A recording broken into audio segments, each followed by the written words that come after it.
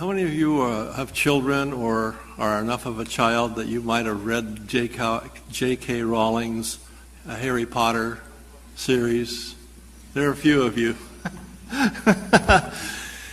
In the Harry Potter series, the main, not protagonist, but antagonist in the whole series is one Lord Voldemort. He is such a nasty protagonist, such a horrible person, if you want to call him a person. So just scary, horrible, that no one dares speak his name. So it is he who cannot be named.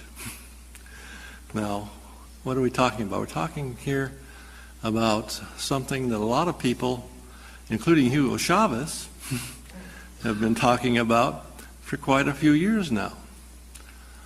It's fourth generation asymmetric war.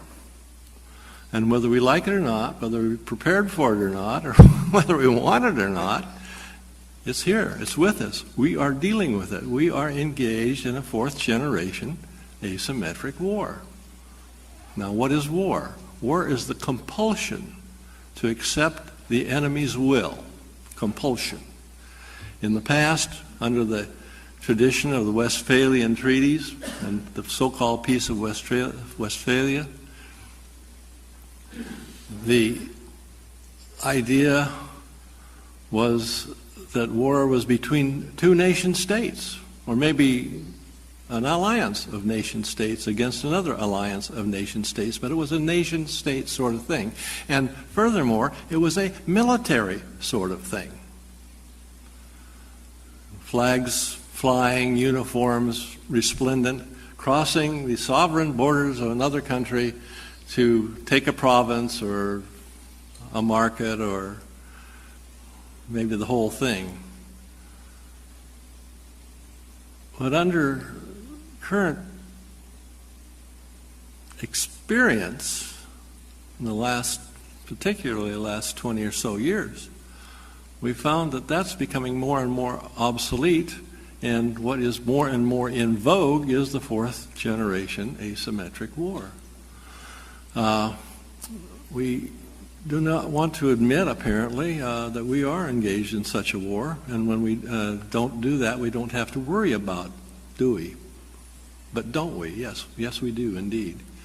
And the charge that Mr. Chavez gave to the officer corps in 2005 at the military academy in Caracas, when he charged every member of the officer corps in Venezuela to learn fourth generation asymmetric war and develop doctrine to deal with it.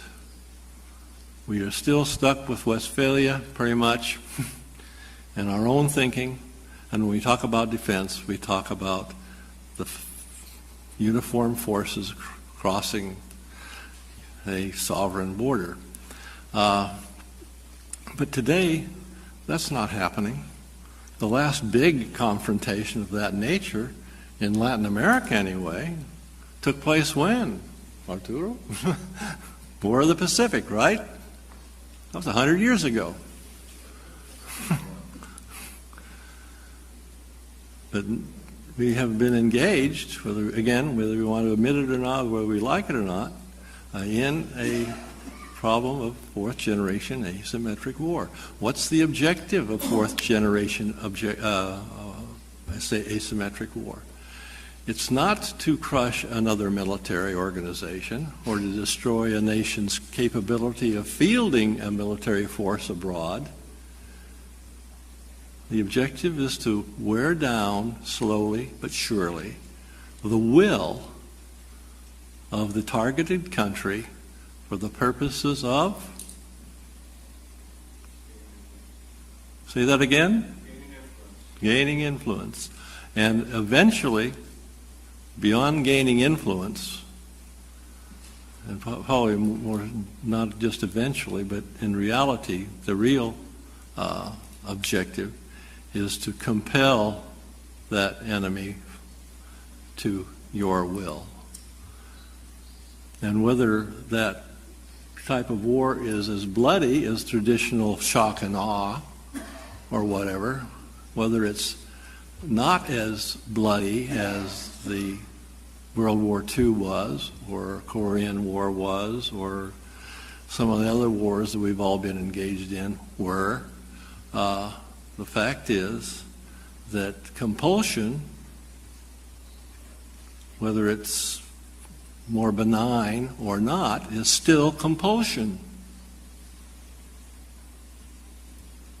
And something we ought to give some thought to. Now then, our objective is to control or strangely come to the point of influencing another enemy or entity to your will. The common denominator in all this is a thing we call destabilization. We don't run uniform forces across borders anymore, or not very often anymore anyway. And military forces are not uniformed. They're not all male. They're also female. They're not all adult. They're also children. And we've got to understand these things, and we've got to deal with them.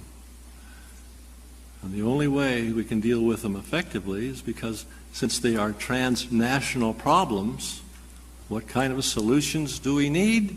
Ta-da! Transnational solutions.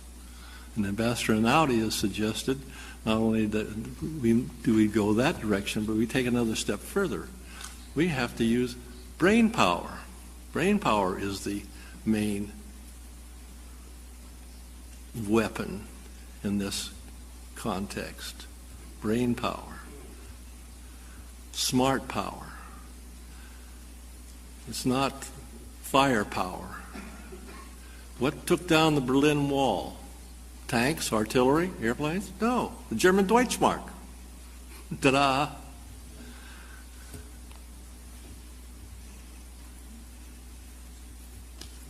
Destabilization can take many forms, and usually it's relatively benign. But again, we have the problem of compulsion. And it compulses us to where, and what happened is the idea of the creation of a failing state. That's the other word that we dare not speak. War and failing state. We don't want to use the term because we maybe are politically correct enough so that we don't want to offend anybody.